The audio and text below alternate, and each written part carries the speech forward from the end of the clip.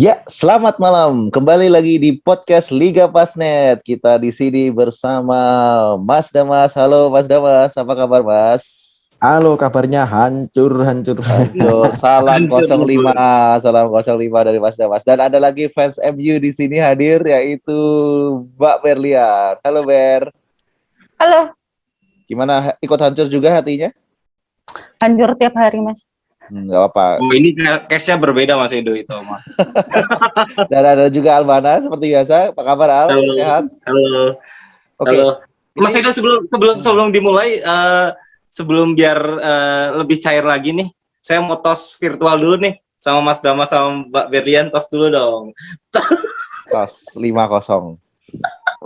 Tosnya dia gini aja dong. Oh, Ya, segini, gini. Kosongnya kosong, kita yang 5. Sudah. Monggo dilanjut lagi. Langsung aja kita bahas memang topik yang sangat hangat di laga kemarin, game week 9 itu ada. Sebenarnya kalau dilihat lagi laga ke week 9 itu ada banyak skor seri sebenarnya, hasil imbang. Ada 4 ya pertandingan imbang antara Crystal Palace, kemudian Leeds juga imbang, kemudian Southampton juga imbang, tapi ada skor-skor yang mencolok di pertandingan FPL kemarin, yaitu yang pertama sebelum MU adalah Chelsea dulu nih. Chelsea itu bisa menang 7-0 padahal tanpa striker. Nah, dari Mas Damas sendiri, Mas, kok bisa Chelsea malah bisa menang telak tanpa kehadiran Lukaku?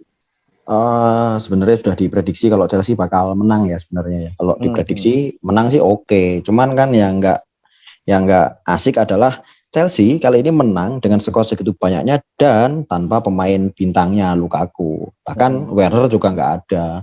Jadi Chelsea kemarin memang benar-benar membuktikan kalau timnya ini sangat solid, baik skuad utama maupun skuad lapisnya itu sama-sama kualitasnya hampir mirip, tidak jauh berbeda.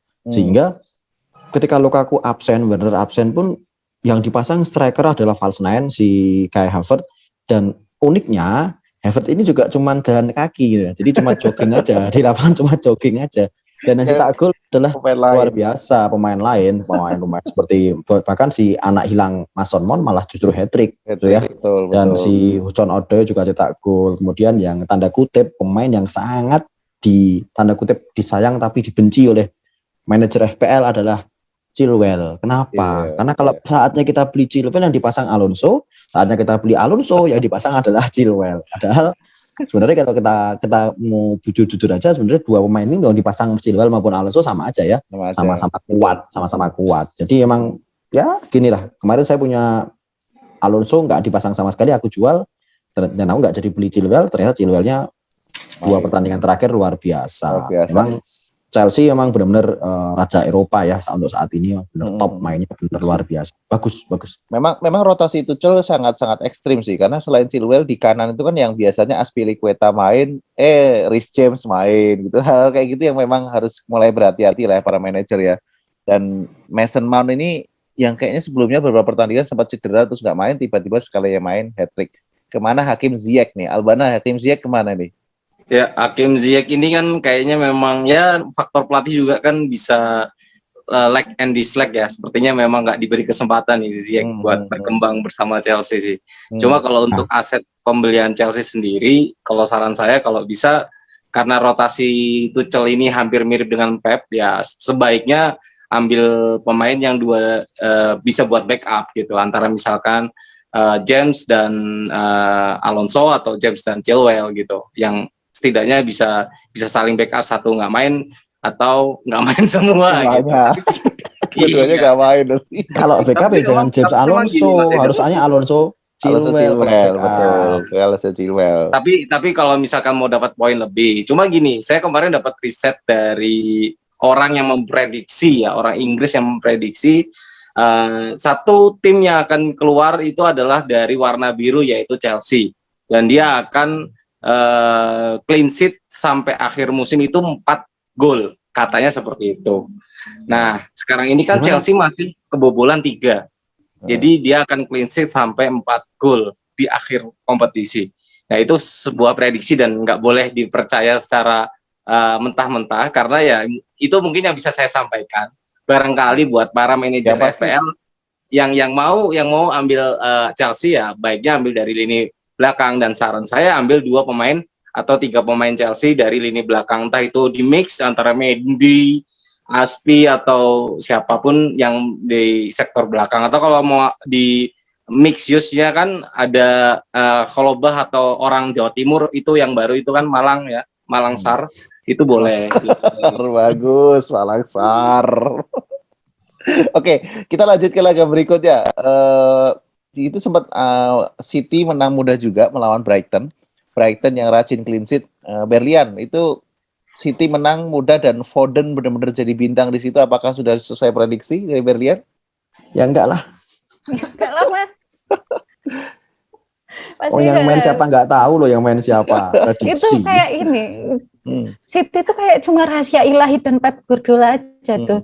Yang tahu pemainnya mau main siapa kayak gitu kan. Dan yang menarik yang mencetak gol itu adalah 3 pemain yang sebenarnya itu jarang dimainkan oleh Pep Guardiola, yaitu Foden, Gundogan dan Mahrez gitu. Gundogan juga sempat cedera nggak pernah main. Malah Kevin De Bruyne yang tadinya banyak manajer prediksi wah beli Kevin De Bruyne tapi ternyata nggak main juga, ya nggak sih? Iya. Kevin De Bruyne nggak nih? Punya Kevin De Bruyne nggak? Enggak lah. Nggak ada juga. Iya. Jadi memang nggak ada aset City lah ya. Bernardo Silva. Tapi bukan KDB. Oh, Bernardo Silva, benar. Gimana Mas Bernardo Silva sering dapat main ya? Oh iya, Bernardo Silva sampai sekarang jadi salah satu pemain yang paling dipercaya oleh Pep Guardiola di lini tengah. Kalau sampai saat ini ya, tapi kan memang sudah sampai game week 9 ya. Jadi kemungkinannya malah justru setelah game week 10 tanda kutip nih siapa yang akan dirotasi. Ya, karena kemarin Grealish juga gitu. Grealish waktu sudah on fire harusnya cetak gol.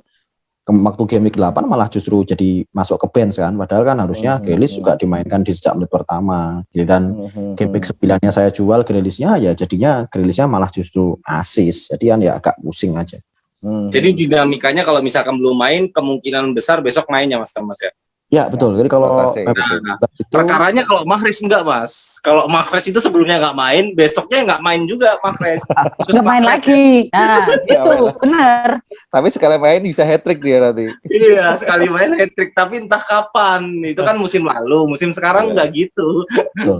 Oke, ada skor besar lain di laga game week lalu, kita kilas singkat ya. Itu si Everton lawan Watford. Nah, itu mengejutkan tuh. Berlian menyangka nggak itu Watford bisa membantai Everton di kandangnya Everton, dan bintangnya adalah Josh King. Punya Josh King nggak? Yo, nggak punya pasti. Oh, Berlian tampaknya nge-freeze dia, nggak tahu seperti mematung. Nggak mungkin lah ya, nggak mungkin kalau Everton melawan Watford dan orang-orang percaya kalau Watford akan menang itu ngawur, itu jelas nggak mungkin, itu pasti palsu. Bisa dipastikan kalau Everton lawan Watford sebelum kick off hampir semuanya meyakini kalau Everton akan clean sheet. Kenapa? Karena Watford sendiri baru akan memulai perjalanan mereka yang baru dengan manajernya. Nah, ternyata kemarin juga uniknya justru si Watford ini bermain seperti layaknya Leicester City zaman juara itu ya, pemainnya benar-benar sangat Ranieri efek. Iya, Ranieri benar mainnya udah kayaknya ngomongnya gini.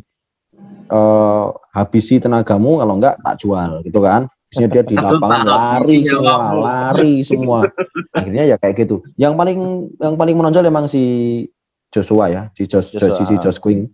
Itu yang dia kan kemarin dia di Everton cuma cetak berapa gol kalau nggak salah ya. Dia jadi ampas lah di Everton. Ya betul, jadi benar-benar nggak guna, dijual. Dan dia ingin membuktikan kepada publik gitu ya. Oh ini loh, saya sebenarnya kayak gini. Kemarin memang faktornya nggak dapat kepercayaan aja dari pelatih gitu. Kalau ya kayak gini luar biasa emang Joshua. Dan langsung mencetak hat-trick ya. Cuman ada banyak manajer juga punya Emmanuel Dennis juga mencetak. Karena faktor kalau punya Dennis bukan karena pengen cetak gol sebenarnya.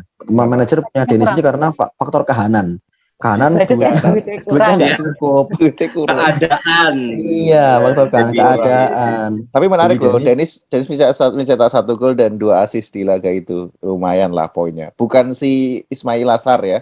Nah, jadi Ismail Assar keluar, barulah lumbung gol itu tercipta. Jadi memang mungkin karena faktor serangan sudah kebaca ya. Jadi ya lihat dari permainannya juga Emmanuel Dennis lebih bermain di sisi sektor kiri sih. Jadi lebih mobilitasnya lebih tinggi ya. Ismail Lassar ini keluar apa karena Malangsar main tadi? Masih ada beda, saudara nggak? Jangan langsung dibentur-benturkan satu ini ya, satu. Iya Berlian. Ismail Lassar dan Malangsar ada saudara nggak? Saudaranya sama Nasar, Mas. Oh, joget. Ayo ngasih gitu. Oke. Kita langsung ke bahas ini ke topik yang sangat hangat di game week 9 kemarin, yaitu kekalahan Manchester United di Old Trafford. Mas, tombol live meetingnya di mana ya, Mas? Saya mau izin keluar. Sebelumnya Mas Edo tumen nggak bahas tentang Arsenal dulu nih. Kegayaan Arsenal biasanya kan membahas itu dulu di. Langsung hilang ini saya langsung hilang. Asal nanti kita bahas dulu ya. Gitu. Di MU kalah 0-5. Pasti banyak manajer ataupun pundit bahkan tidak menyangka lah hasil itu. Dari Mas Damas sudah menghilang, Mas. Saya izin dulu live meeting boleh nggak, Mas? Ini kebetulan Damas dan Berlian kan fans MU, jadi kita pengen tahu. Dan episode kali ini tuh kita berada di Gantole, kita memang berduduk berdekatan gitu karena biar hangat sasarannya, biar tidak saling mukul-mukulan. Ini kalau kita saling serang malah goyang nanti di Gantole ya. Tolong Mas Damas, kenapa MU bisa kalah dan kenapa kalahnya setelah itu, Mas? Sebenarnya sebelumnya tos dulu lah Mas biar cair. Mas, aku tak turun dari Gantole dulu ya, Mas. Tak turun dulu boleh nggak ini? Sebenarnya gini ya, kalau sebagai fans MU mungkin ya nggak bisa menerima kekalahannya, pasti nggak bisa menerima kekalahan, sesek nafas, terus pusing, terus nggak bisa tidur, Seninnya rasa Senin, benar-benar rasa Senin gitu ya. Nggak semangat menjalani minggu pasti. Kenapa? Karena kalahnya kalau cuma kalah 0-1 atau 0-2 sih oke ya. Kalahnya 0-5. Ini bukan lagi kalah, tapi pembantaian di kandang. Kalahnya oleh, Mas. Ini benar-benar pembantaian di kandang, dan menurut saya ini adalah mengingatkan saat MU kehilangan gelar di tahun 2012 ya. Saat City menang 1-6 di kandangnya MU juga persis saat itu ya. Kondisinya yang sama, 5 gol, bedanya dulu MU sebelumnya sempat bantai Arsenal 8-2 sebelumnya, tapi kena karma dengan City 1-6. Itu dulu. Kita bicara sejarah. Tapi kalau langsung protek dulu ya. Tapi kalau sekarang emang masalahnya adalah kesalahan pertama. Kalau saya boleh bilang di podcast sebelumnya, di podcast saya, maksudnya atau teman-teman lain, saya udah ngomong nih, kalau MU mau mengamankan poin dengan Liverpool, jangan bermain terbuka. Satu, kedua, matikan Mohamed Salah. Yang ada adalah justru MU berani menaruh Luke Shaw untuk maju ke depan, tetap seperti biasa, tanpa instruksi khusus kepada pemain seperti McTominay untuk menghentikan Salah. Artinya MU sejak menit pertama sudah menggali kuburnya sendiri. Artinya seperti itu. Kenapa? Memang saat Liverpool sedang membangun serangan di menit kedua, itu MU sebenarnya punya kesalahan passing dari pemain dari Arnold, itu bisa langsung dimanfaatkan dengan cepat oleh trio atau kuartetnya MU di lini depan. Cuman sayangnya peluang pertama dari Bruno ini gagal, bola melambung ke atas. Setelah peluang pertama itu MU justru tidak mendapatkan peluang sama sekali sampai akhir babak pertama. Yang ada adalah menit kelima MU sudah mulai jebol, kemudian pertahanannya sudah mulai diacak-acak. Jebol lagi. Akhirnya apa? Frustasi yang terjadi adalah pemain-pemain frustasi. Yang paling parah puncaknya adalah Pogba. Pogba benar-benar sudah, puncaknya adalah Ronaldo. Ronaldo pemain yang sangat dikagumi seluruh dunia. Sangat harusnya Ronaldo adalah pemain yang harusnya Ronaldo bisa mengendalikan diri ya. Meskipun sebenarnya memang saat itu bola belum sepenuhnya pelanggaran. Jadi Ronaldo memanfaatkan situasi aja, kan dia marah, dia emosi, udahlah mumpung belum disemprit ya gacul wae gitu kan. Buk gitu kan. Tapi memang itu adalah, kalau saya sebagai penggemar fans MU mungkin akan membela, tapi kalau saya sebagai penggemar sepak bola saya nggak akan membela. Ronaldo memang melakukan kesalahan dan wajar kalau dapat kartu kuning, atau bahkan tanda kutip boleh loh direview menjadi VAR apakah Ronaldo dapat kartu merah atau enggak. Itu yang pertama. Yang kedua, selanjutnya yang paling parah menurut saya adalah si MU itu benar-benar tidak punya semangat juang gitu ya. Pemain-pemain MU ngawur semuanya, mulai dari pemain belakang, bahkan si kapten juga mainnya. Kalau kaptennya masih cedera mungkin lebih baik si Maguire ngomong aja sama pelatih atau sama staff medis ya, kalau aku masih cedera nih, masih kaki masih nggak enak buat lari. Kalau emang main setengah-setengah ya nggak main iya dulu. lebih baik sih. Kalau kemarin kalau 2 pertandingan terakhir MU lawan Leicester maupun lawan si Liverpool, Maguire selalu jadi titik lemahnya MU karena tanda kutip memang baru sembuh dari cedera. Bahkan kalau kita lihat harusnya Maguire ini nggak langsung main ya lawan Leicester ya, harusnya ada fase dia balik dulu di tim reserve, ikut 1 pertandingan dulu di tim reserve untuk biar fit, kemudian masuk ke tim utama sih gitu kan. Tapi si Maguire ini karena kemarin 2 backnya si Varane juga cedera, mau nggak mau si Maguire harus segera dipanggil nih, di recall nih masuk ke tim utama. Tapi faktanya si MU malah justru jadi bukan tambah kuat, tapi tambah lemah di lini pertahanan. Kasihan sebenarnya sama De Gea. De Gea tuh udah mainnya udah agak bagus, backnya ngawur, dan parahnya lagi pemain-pemain tuh nggak respect. Coba lihat saat MU kebobolan gol keberapa itu Ronaldo bahkan menirukan gaya Ole, melakukan gestur gaya Ole yang ngawur-ngawur gini, di tangannya menirukan instruksi Ole. Itu adalah salah satu bukti kalau Ole adalah seorang yang gagal dalam menangani masalah ruang ganti dan ego pemain MU. Pemain MU ini sekarang pemain bintang. Ole akan jadi sukses di MU kalau pemain MU adalah pemain akademi. Mungkin Ole akan sukses di MU Reserve mungkin ya, atau MU U19 mungkin ya. Tapi kalau masuk MU yang senior kayak gini ya kacau. Bagaimana bisa Ole menaklukkan ego seorang Pogba, ego seorang Ronaldo, si Varane, belum lagi Bruno sekarang udah jadi superstar. Belum lagi si Rashford juga sudah tanda kutip sudah pemain bintang semuanya. Si Ole seperti hanya cuman Ole tugasnya cuman ngatur line up aja tuh tugasnya. Kalau strategi kayaknya nggak ada yang nurut tuh. Karena kemarin terbukti saat lawan Liverpool, sebenarnya gol-gol dari Liverpool tuh benar-benar gol yang simpel gitu loh. Permainan ala Klopp yang penting mengutamakan kecepatan dan passingnya sangat pas. Tiki taka dan gegen pressingnya dua-duanya berjalan bersamaan. Dan menurut saya fans MU nggak usah banyak bicara untuk faktor MU. Tapi barusan jelas. Ini Mas barusan banyak bicara ini, meratapi ini Mas. Oh enggak. Gini maksudnya. Kasihan.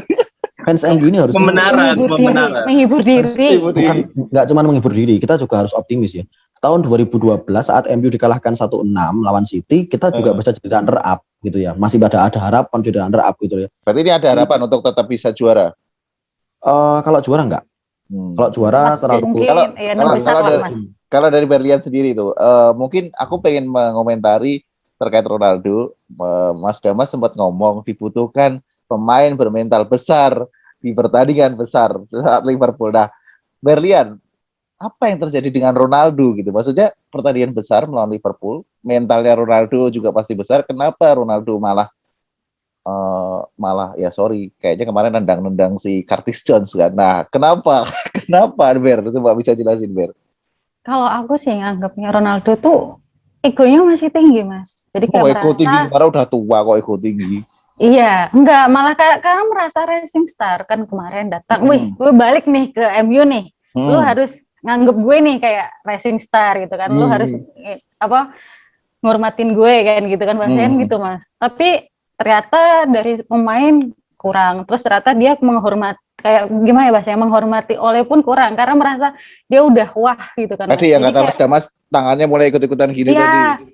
Kayak sebelum permainan sebelumnya kan dulu dia juga jadi ke pinggir lapangan kan, jadi kayak dia tuh kayak mengomong, jadi kayak MU itu panutannya tuh belum ada sih. Jadi sebenarnya Ronaldo tuh pengen jadi panutan, tapi pemain-pemain tuh menganggap dia masih sama gitu loh, belum cocok untuk dianut kan bahasanya kayak gitu. Tapi kalau ngomong panutan kan seharusnya yang dipanut adalah kapten nih. Maguire kaptennya bukan Ronaldo. Kenapa Mas Damas, kenapa kaptennya nggak Ronaldo di pertandingan besar? Loh, kalau menentukan kapten nggak bisa kayak gitu. Menentukan kapten itu dari awal musim. Jadi kalau Mas Edo sering main FM itu seorang manajer itu menentukan siapa kapten utama dan kapten cadangan. Kapten kedua, maksud saya kapten kedua. Itu ditentukan terlebih dahulu di awal musim. Nah, kapten ini itu selama 1 musim nggak akan dicopot kecuali tanda kutip. Artinya contohnya misalnya kayak kejadian pemain ini indisipliner atau pemain ini benar-benar melakukan tindakan yang tidak semestinya. Sebenarnya si Maguire ini bisa aja dicopot ban kaptennya karena menurut saya dulu Maguire sempat blunder saat aksi di Kroasia ya kalau nggak salah ya, atau di Eropa Timur lah ya, saat jeda kompetisi, persiapan dan saat jeda kompetisi si Maguire ini kan berantem lah sama sipil ya di luar sana. Itu juga saya salah satu contoh yang tidak baik untuk jadi seorang kapten. Nah, memang kalau kapten Ronaldo ya nggak bisa kayak gitu. Bahkan kapten keduanya saat ini MU setelah Maguire nggak ada ya Bruno Fernandes yang ditunjuk kapten, bukan Ronaldo. Kalau Ronaldo mau jadi kapten mungkin bisa jadi kaptennya nantilah ya. Kalau emang dari dua kapten ini ada yang tanda kutip perlu diganti, saatnya saatnya Ole memilih kapten baru. Tapi kalau kenapa saya bilang saatnya Ole? Karena Ole ini kan kemarin semua fans MU saat MU kalah 5-0 mereka masih senyum-senyum. Kenapa senyum-senyum? Ya kan habis ini Ole diganti gitu kan, harapannya fans MU Kata gitu. siapa Ole diganti? Nggak bisa.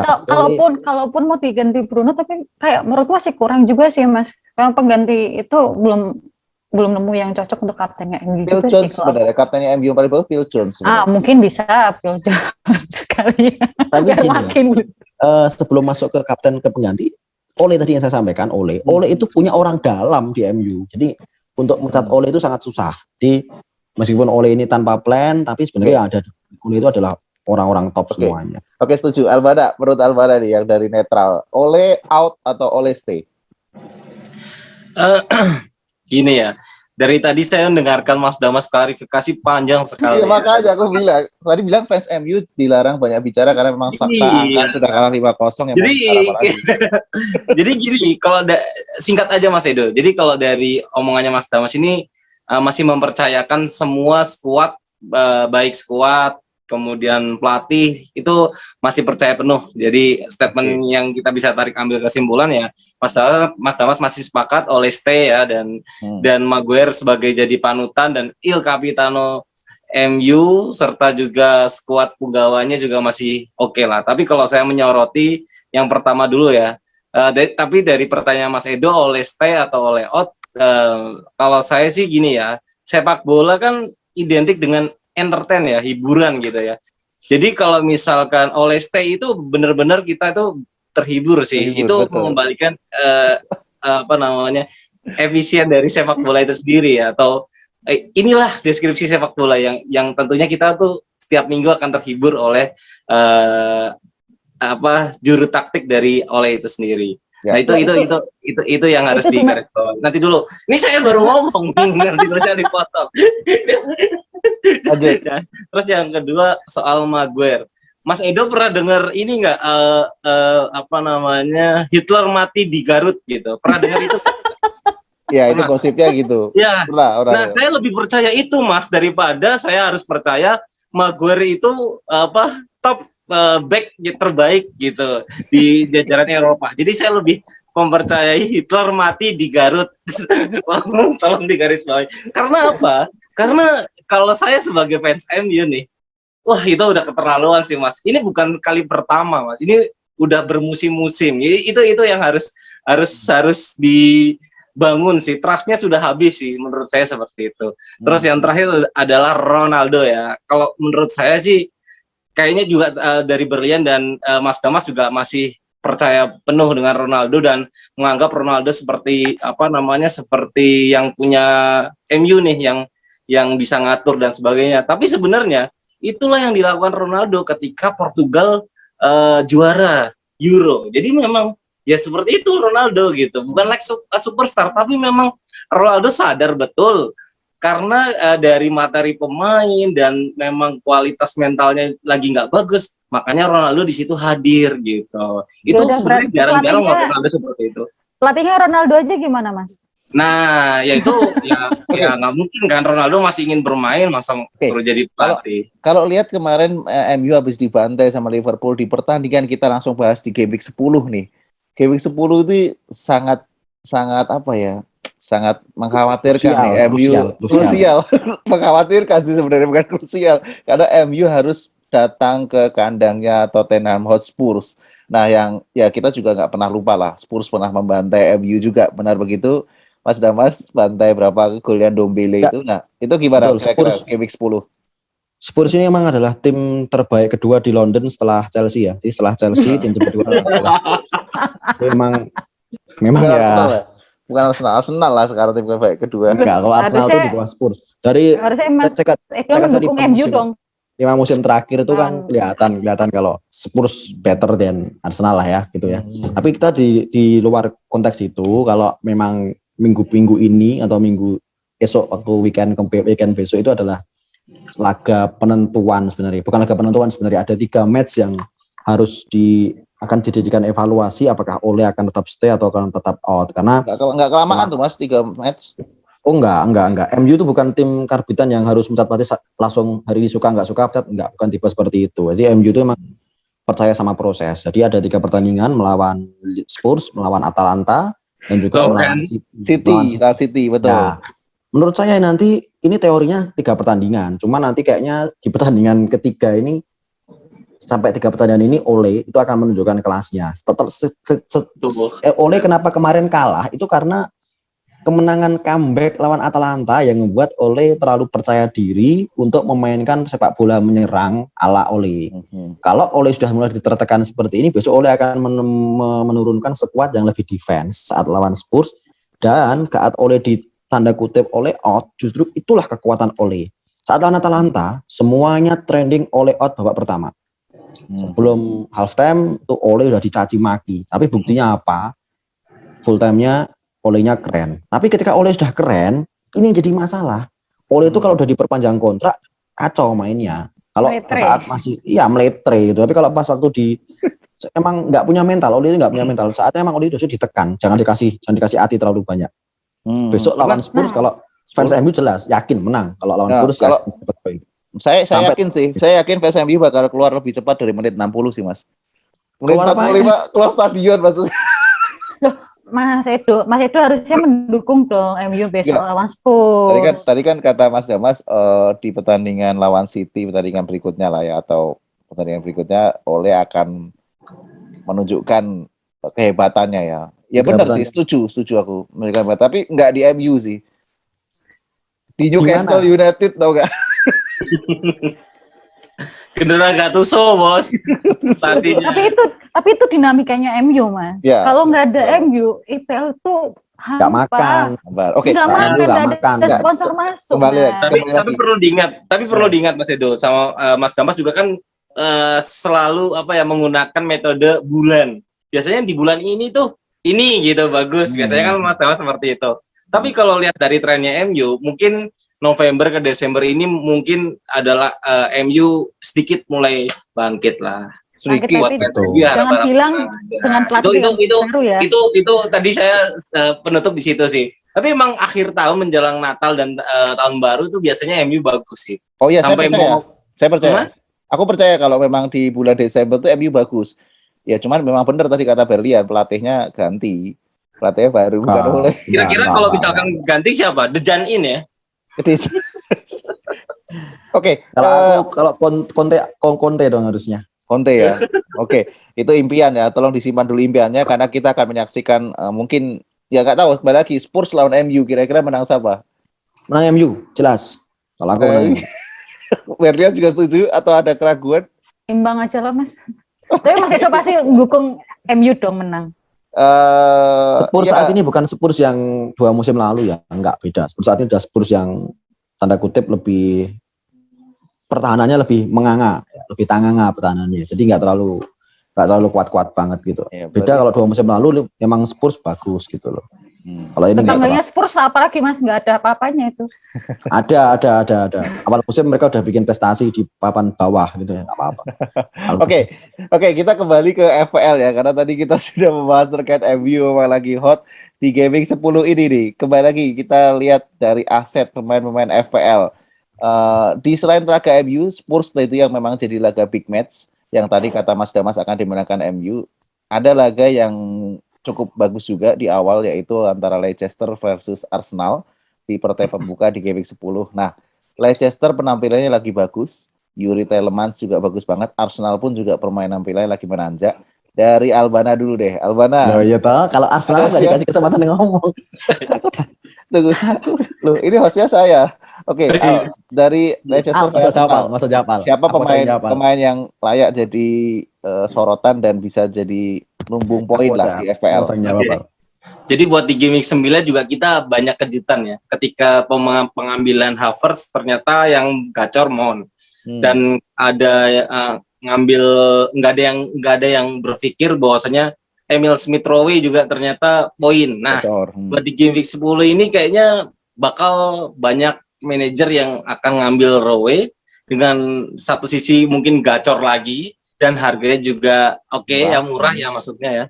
Nah, tapi kalau saya berfeeling itu Bukayo Saka sih. Karena Bukayo Saka sendiri boleh jadi differential player. Di mana harga di angka 7 itu bukan angka yang maksudnya 6,5. FPL itu nggak mungkin sembarangan ngasih angka 7 gitu. 6,5 ya kan? woi. Kenapa? Bukayo Saka 6,5 woi. Kenapa? Bukayo Saka 6,5 woi. Oh iya 6,5 ya? 7 ya? Iya 6,5. Kamu kok nambah-nambahi? Oh itu PP ya, itu PP sorry, itu PP. Mas Balogun nggak masuk tapi list. kalau berhubung PP cedera nanti dulu tolong bedakan PP dan bedakan PP sama Saka dong, beda orangnya. Iya sorry. Tapi karena Bukayo Saka itu sebenarnya poinnya karena bisa poin atau bermain bagus itu ketika fit sih. Jadi di game week 8 kalau nggak salah ya, itu sebenarnya juga dia kurang fit kan, jadi nggak poin kan. Dan game week 9 juga nggak dibaksain, kemungkinan di game week 10 ini baru poin. Full fit sih. Kemudian ketika saat ya gimana ya, kok trennya FPL kan di saat orang ambil ini ternyata yang gacor yang sebelahnya. Kayak gitu sih. Mas setuju nggak kalau Bukayo Saka akan gacor nih di lawan Leicester, di kandang Leicester loh? Kalau aku nggak setuju, kenapa? Karena kamu nggak suka Arsenal. Nggak gitu. Kita harus nggak boleh tendensius.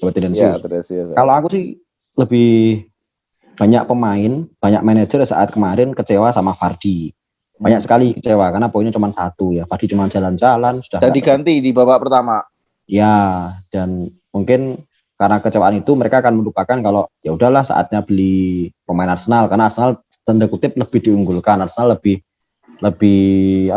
menjanjikan permainannya. Bahkan kemarin saat melawan terakhir lawan siapa Mas? Terakhir Arsenal Aston Villa ya. Aston Villa itu permainan terbaik Arsenal sepanjang musim ini gitu ya. Permainan sangat bagus, counter-attack cepat dan menurut saya ya memang oke.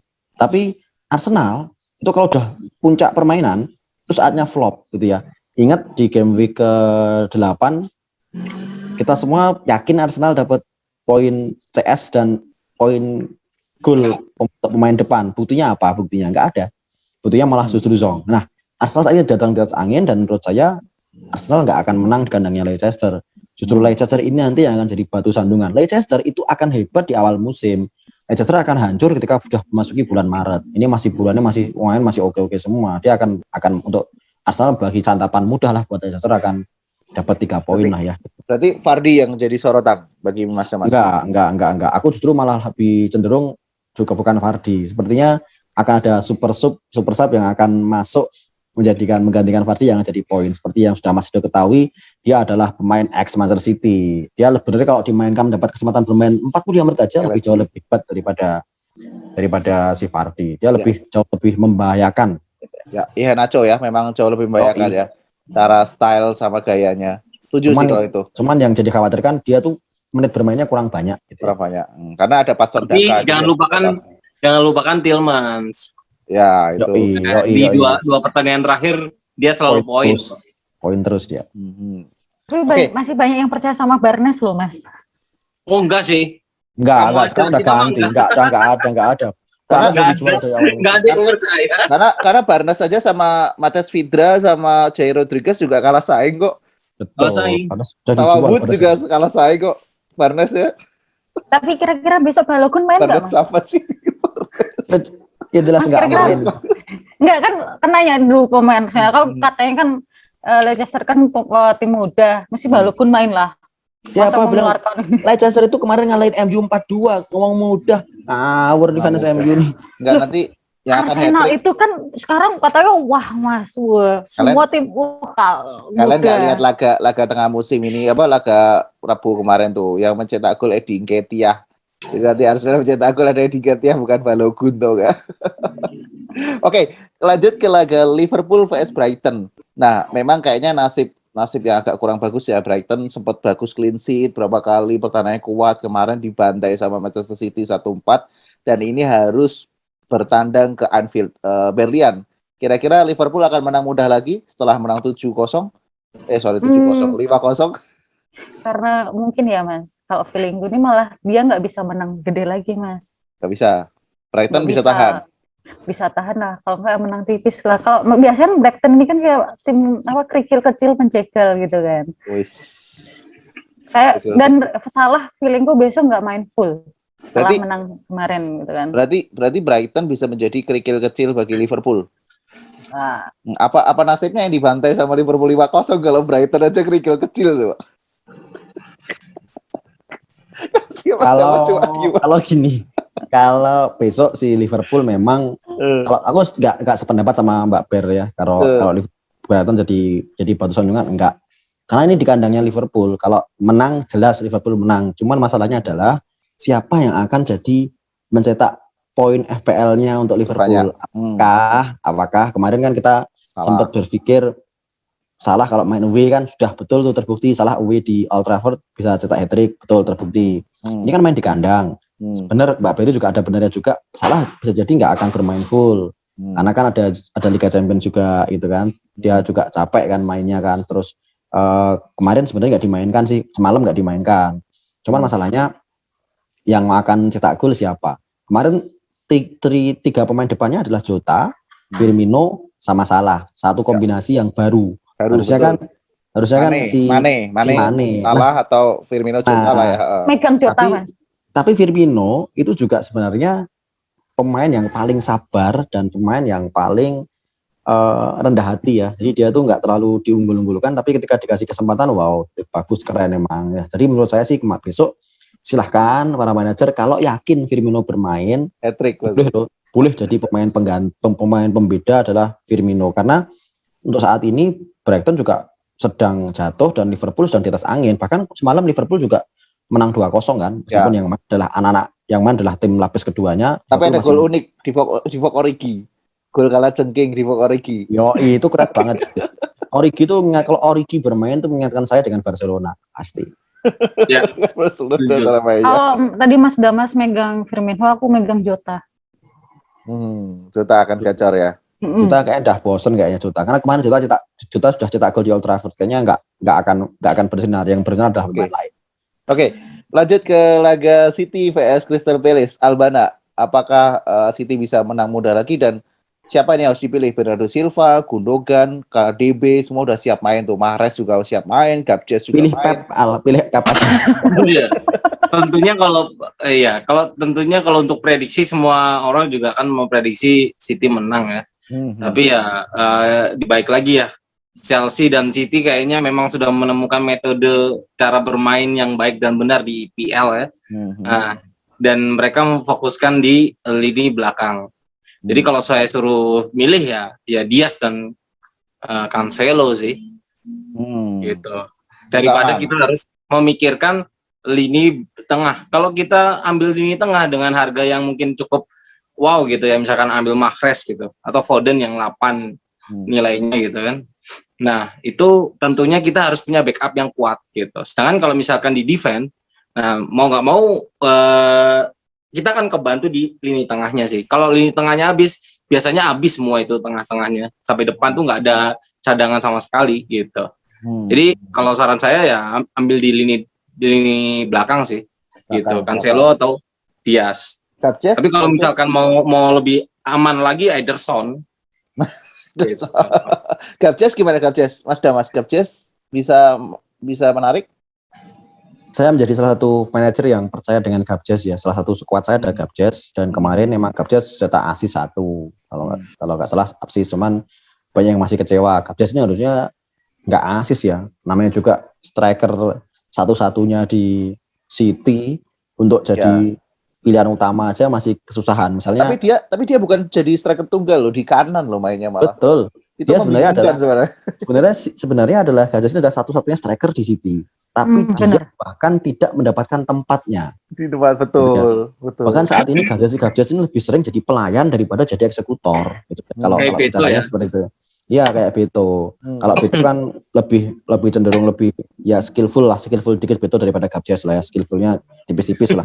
Nah tapi enaknya si Gabjes ini memang kalau main di City dia menikmati sekali perannya meskipun dimanapun berada karena permainan City itu dibentuk sistemnya udah terbentuk. Mas Teduh sangat tepat sekali ya.